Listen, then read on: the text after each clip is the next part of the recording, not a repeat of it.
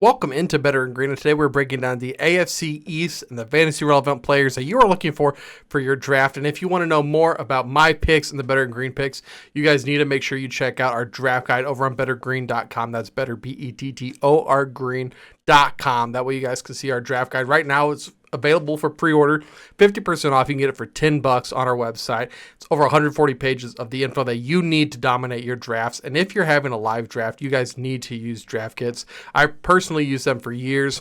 You can get 10% off right now with code BIG24. And guys, these are the best draft kits that you guys can get on the market right now. They're one of the cheapest with the best looking stickers. I would personally put them up against any other draft board company out there. I think their stickers clear all of them. Guys, the first one that we were discussing today, I guess we'll start with the Bills. Let's start with the Bills. A lot of turnover at that team. A lot of turnovers on defense. They lost their center. They lost their two-star wide receivers. Gabe Davis, who was a star about maybe 33% of the time, and Stephon Diggs. I'm a little worried about Josh Allen. He's going to be able to run a lot, so I think he's going to be fine there. But what is his chemistry going to be with his other receivers? I believe the only one left, Khalil Shakir, I believe, is the main guy left there. They brought in Curtis Samuel. They drafted Keon Coleman. The Chiefs, everybody made fun of the Chiefs when they traded up and got Xavier Worthy. I don't think the Bills are stupid. I think Keon Coleman was their guy the whole time. They knew the Chiefs weren't going to take him. They knew Carolina wasn't going to take him, so they moved back, got all that extra draft capital, still got their guy. I am pretty high on Keon Coleman. I would take a shot on him maybe as my wide receiver 4 or 5. Depending on where you can get him in your draft. I just think he's going to be the highest upside player on Buffalo, and the size of him. He's not the fastest guy, but he's going to be able to go up and get those balls that Josh Allen just chucks down the field. Josh Allen, I still think he's going to be a quarterback 1.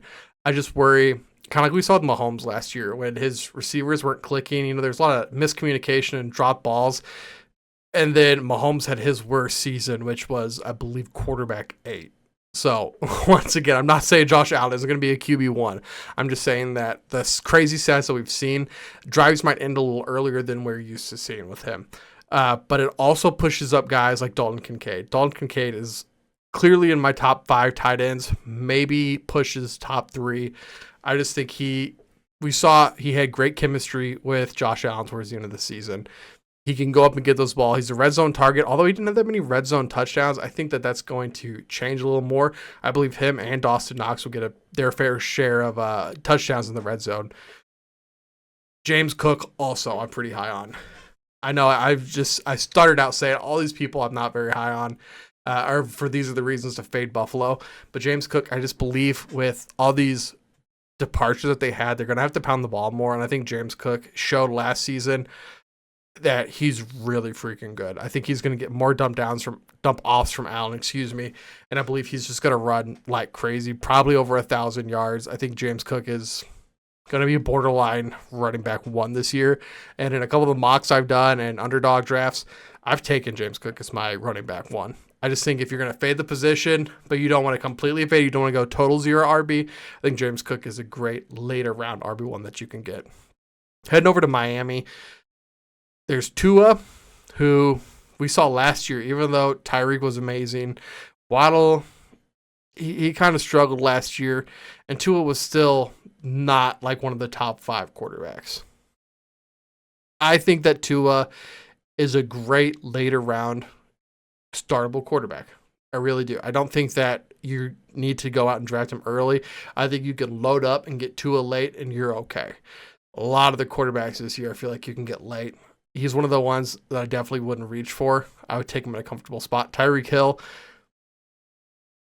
I think you could make a case for the 101 for Tyreek Hill. I definitely think it's still Christian McCaffrey, but there's no other player in the league like Tyreek Hill with his speed. His age is a little concerning. Tua can get the ball to him. He was on an absolute tear before he got injured last year. He was on pace for over 2,000 receiving yards. I don't think he gets to 2,000, but I think he does finish as a solid wide receiver 1. You're going to take him probably within the first 5 picks of the draft. I don't see him going maybe behind McCaffrey, maybe 2 or 3 other receivers, but he should be one of the first picks in the draft. Waddle, I believe he's amazing, a best ball player. I do think he bounces back this season. I think that Waddle Um, I think he had a down year last year, but I think what he was before that was more actual Waddle is. I think he's just a guy that can get open, and I think Tyreek Hill, once again, pulls a lot of that attention away. So he's going against twos. He's getting open. I just think that Tua wasn't getting it to him, and I think that's going to be better this year. Jonnu Smith also just got signed to the Dolphins. He's always been one of those guys that's like right on the cusp. Like, is he good? Can you use him for fantasy or not? Honestly, I don't know. I'm going to say no with the other receiving options there. I just feel like there's too many guys there that Jonnu Smith, even what he does get, you're not going to be able to rely on him week to week. So, Jonnu, if you're completely fading the position, you want to get a flyer late, I think he's an interesting guy to look at. And then you're looking at that running back room. What an interesting running back room. I kept waiting for the wheels to fall off Mostert, and it didn't happen. And it's just so annoying because I mean, it absolutely, you're looking at the stats and history, it should have. And so I'm completely out on Mostert this year. And so are a lot of people. I was really hoping that Mostert would like go high, where everybody was, I thought he's so good. He's so good. He's so good. But everybody's like, he's too old this year. I feel like he was too old last year. Like, the dude's had 3 years where I believe he's missed 2 or less games. I think he had 16 rushing touchdowns in his career, and I love the previous 8 years. And then last year he has 18 rushing touchdowns, 2 more than all the rest of his career combined. I'm just not, it's not adding up to me. You got H-Hand now. Very interesting guy. He doesn't have the size, but he's always held up. So I do worry about that at this level, if he's going to continue to hold up, how long he can go. I love HN. I struggle at where he's being drafted. That's my only thing. The yards per carry that he was showing, I believe he was, no, not I believe, he was number 1 among running backs with 100 or more carries and yards per carry. It was something, I believe, like 7.1, like something out of this world. And I don't know if he can keep up that efficiency. Probably not, but he has that like Tyreek Hill game-breaking speed. That's just like, maybe he's an anomaly. Maybe he can. I don't think he needs the 300 carries a game to be valuable. I think that if I get him as my 2, I'm feeling good about that. At number 1, I'm a little nervous still. Moving on to the Patriots. This one's going to be really quick. Unless it's super late in the draft, I don't want any of these guys. So Drake May, Jacoby Brissett, I'm not interested in either of them. If Mac Jones couldn't do it, college champion from Alabama can't do it, I don't know about this kid that's coming off a dud year out of North Carolina. I just don't think he can do it. At Jacoby Brissett, he's been a great journeyman wherever he goes. I think you could argue this might be the worst set of weapons he's had. Demario Douglas, Kendrick Bourne, all those guys, it's like, okay, maybe you take them with like your last pick, second to last pick. I'm not high on these guys, man.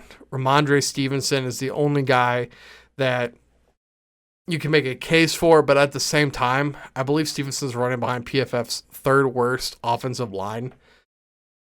Come on, man. Like, they can stack the box because they don't have to respect the run game. Or they don't have to respect the pass game, excuse me. And now you have Ramondre just kind of left to dry. We saw that last year. And it didn't work out for me. He ended up getting injured.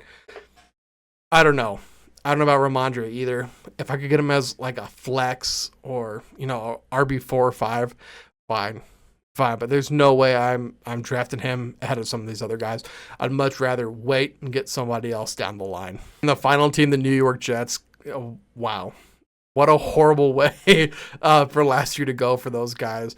But this year, they've done a lot of the right things to make sure that the problems of the past don't happen again, which was one of my biggest things about Aaron Rodgers last year when he's getting all that hype. And how can he not succeed with these weapons? I said, that offensive line, he won't have any time. He won't have any time. He's going to get injured. He's too old. And I didn't even have to wait, 5 minutes of him stepping on the field. Horrible for Aaron Rodgers.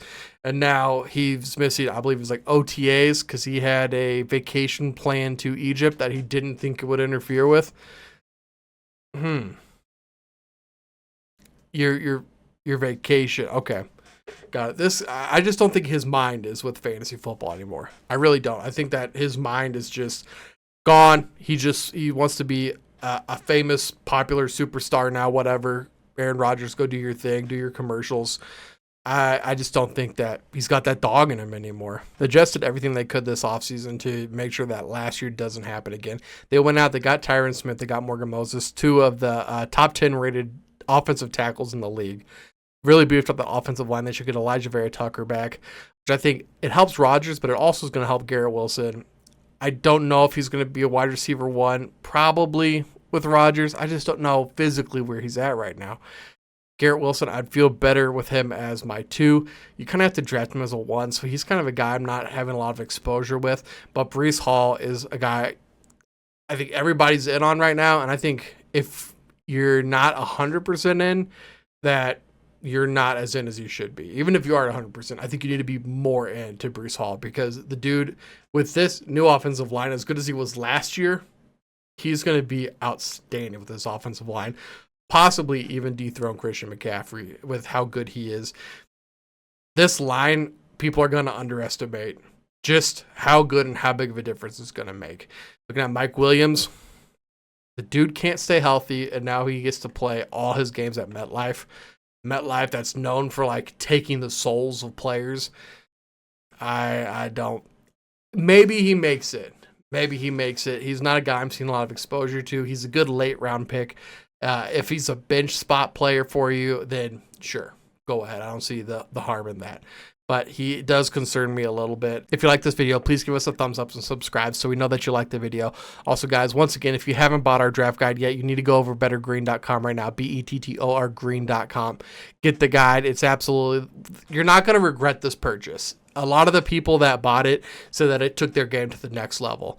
And if you don't believe us, go back onto our socials and you guys can see the testimonies from people that wrote reviews about the draft guide. And once again, last year's is out. Go back, check it, see where we were right, see where we were wrong, and how you like it. If you like it, it's absolutely a $10 investment right now that you're not going to regret because when it comes out July 19th, it's going to be $20. So make sure you guys get it right now while you can get it half off. Thank you guys for watching. Peace. You better start listening to the Better in Green podcast. You will not regret it. Trust me. And hey, I'm Dean Blandino. Welcome to Better in Green, eh? To Better in Green, eh? To Better in Green, eh? Listen in and cash out. That's what it's all about. Come on, let's make cash now. We always on spot and we cover all spots from the bottom to the top, hey. Shout out to Ethan, shout out to Wyatt, shout out to Ben. Welcome to our podcast, Better in Green.